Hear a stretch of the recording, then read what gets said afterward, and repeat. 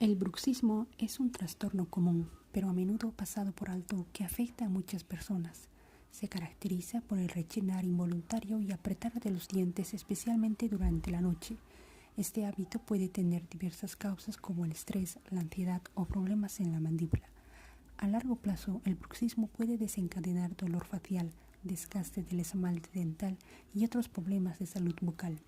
Es esencial abordar el bruxismo con la ayuda de un profesional de la salud dental, quien puede recomendar medidas como el uso de férulas nocturnas, terapia de relajación y la gestión de factores emocionales para prevenir complicaciones y mejorar la calidad de vida bucal.